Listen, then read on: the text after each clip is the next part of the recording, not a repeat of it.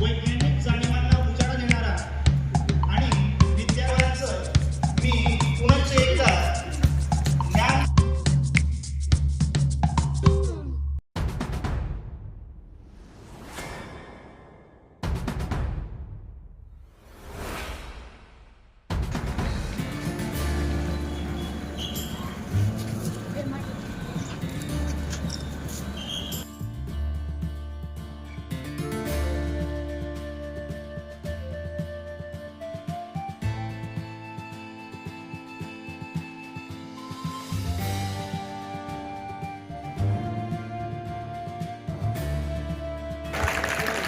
स्वागतम स्वागतम सुस्वागतम.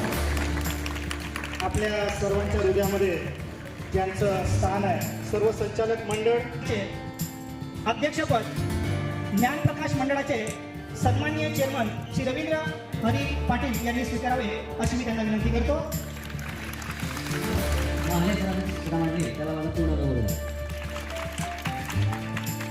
धन्यवाद सर. त्याबरोबर आपल्या आजच्या कार्यक्रमाला आपल्याला उद्घाटक म्हणून लागलेले या ठिकाणी आमदार लाले यादव विधानसभा मतदारसंघ माननीय अमोल हरिभाऊ जावडे हे आपल्या आजच्या कार्यक्रमाचे उद्घाटक आहेत आणि त्यांनी देखील आपल्या विनंतीला या ठिकाणी मान दिला आणि उद्घाटनाच्या ठिकाणी उपस्थित राहिले म्हणून त्यांचे सर्वप्रथम आपल्या तथा यावत तालुका विज्ञान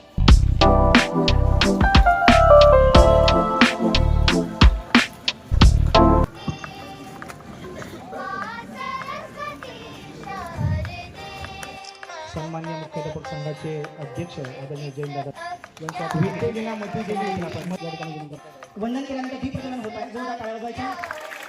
असं तोमा सतगमय तमसोमा ज्योतिर्गमय. अंधाराकडून प्रकाशाकडे, अज्ञानाकडून ज्ञानाकडे आणि ज्ञानाकडून विज्ञानाकडे मार्ग दाखवणारी ज्योत. आज सन्माननीय आमदार श्री अमोल हरिभाऊ जावडे यांच्या हस्ते दीपप्रज्वलन होत आहे.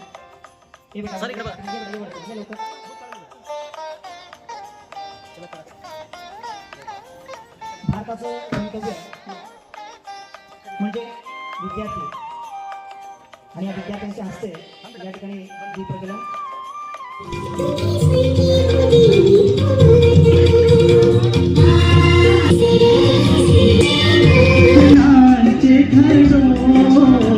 स्वागत या ज्ञानचे घडो चरणी कमळ हे फुलांचे कडो चरणी कमळ हे फुलांचे कडो.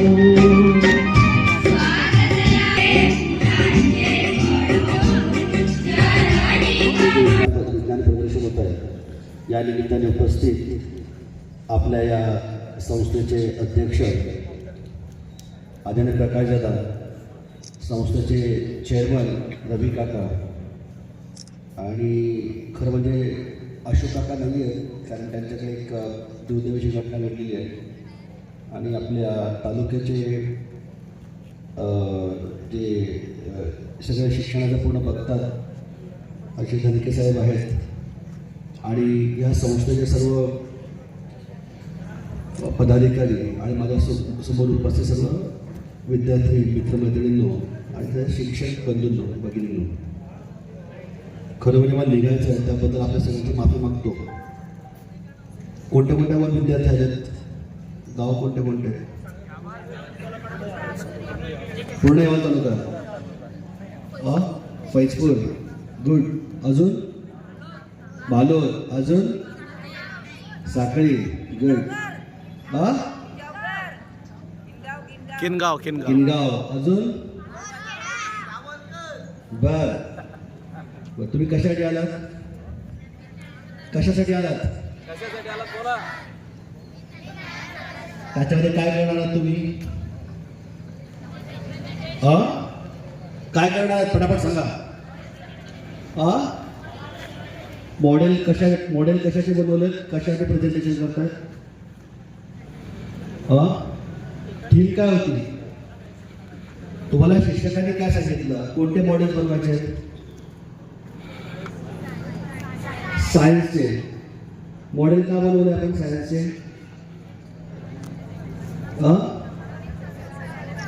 काय नवीन संकल्पना आपण का शोधतो?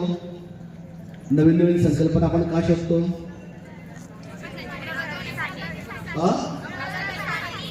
उभं राहून सांगा मला ताई. प्रगतीसाठी. अजून बरोबर आहे. काय सांगितलं? आत्मनिर्भर भारत. बरोबर आहे. मी काय सांगितलं? भारताला प्रगत बनवायचं आहे. प्रगतीसाठी तुम्ही सगळे मॉडेल डेव्हलप केले. बरोबर आहे. मॉडेल कशासाठी डेव्हलप केले आपण?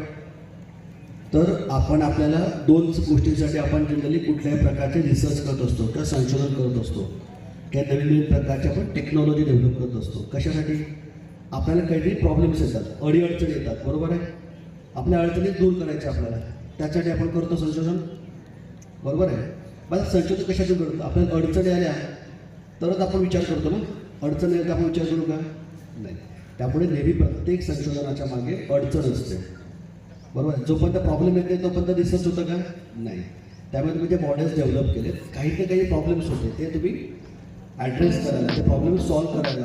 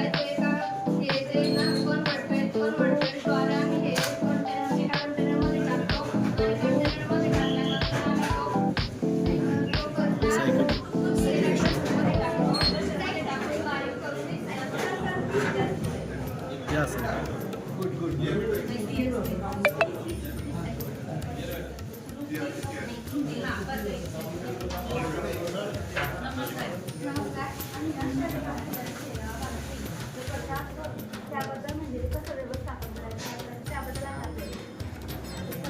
हॉस्पिटल राहून आणि रेस्टॉरंट केअर असे रेस्टॉरंटमध्ये राहतो तो आम्ही कंटेनरमध्ये आणतो तो आणल्यानंतर मशीनद्वारे तो कसा वेगळा करून प्रेशर मशीनमध्ये दिला जातो. प्रेशर मशीनमध्ये तो बारीक केला जातो व तो बनवण्यासाठी सुद्धा वापरला जातो.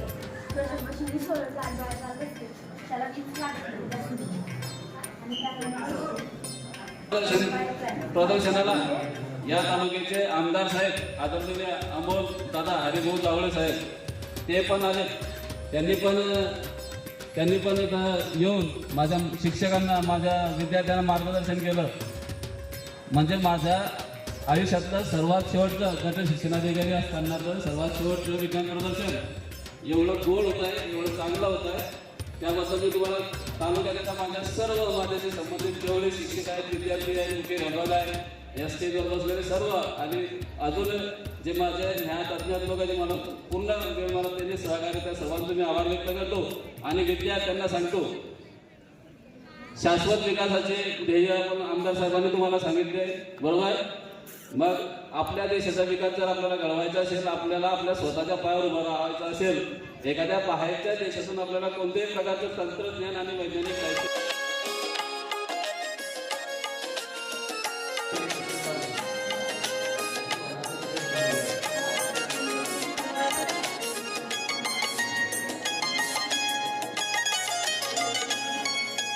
धन्य है वो वैज्ञानिक परहित में जो काम करे. धन्य है वो वैज्ञानिक परहित में जो काम करे. मानव को दे सुख साधन, मानव को दे सुख साधन, दुनिया में रोशन नाम करे. धन्य है वो वैज्ञानिक परहित में जो काम करे. धन्य है वो वैज्ञानिक परहित में जो काम करे.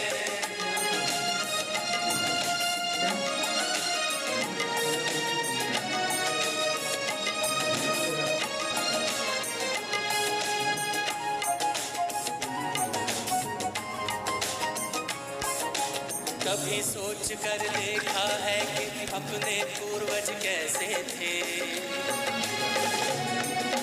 निर्जन बंद गुफाओं में जो हरदम छुप कर रहते थे, वे ही पहले खोजी थे या यूं कहिए जादूगर थे, जिन्होंने सबसे पहले आग जलाई झकमक पत्थर से। धन्य है वो वैज्ञानिक परहित में जो काम करे, धन्य है वो वैज्ञानिक परहित में जो काम करे।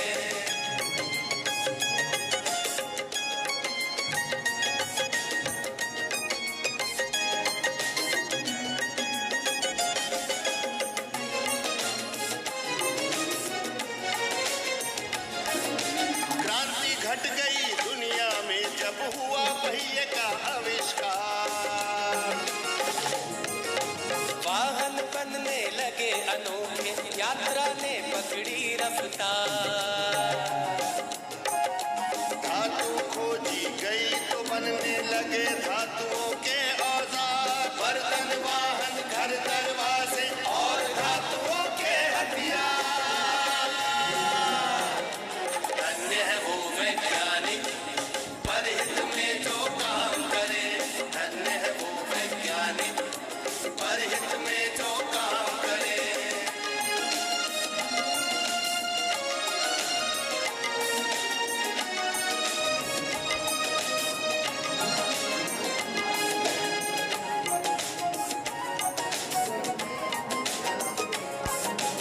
उसी समय से अपनी इस दुनिया की चाल बदलती है। वैज्ञानिक जब जान गए कि बिजली कैसे बनती है, फिर क्या था विज्ञान जगत में एकदम ऊंची भरी उड़ान, बढ़ने लगे सभी सुख साधन, जीवन और हुआ आसान। धन्य है वो वैज्ञानिक परहित में जो काम करे, धन्य है वो वैज्ञानिक परहित में जो काम करे।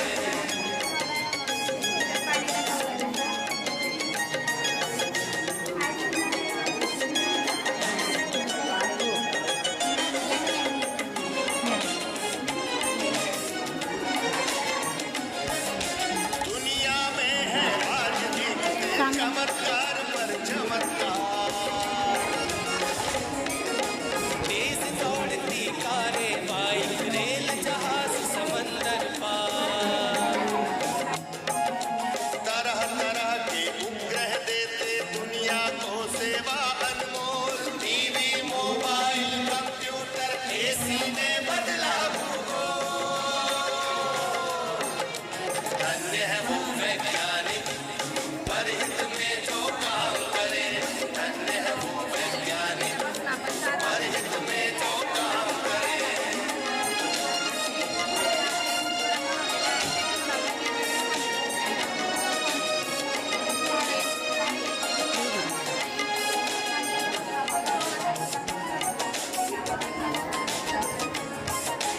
इन सब के पीछे है यारों खोजों का लंबा इतिहास,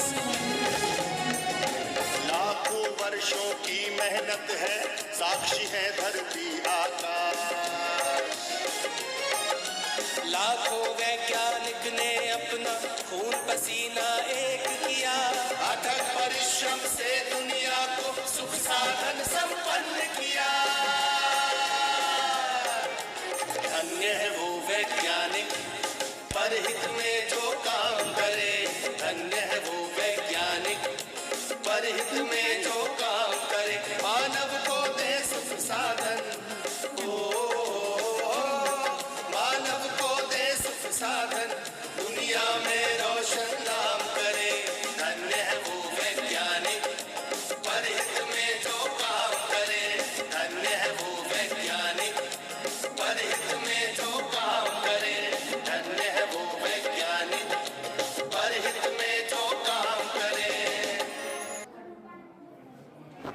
क्यों आसमान में चंद्रमा दिखाई देता है,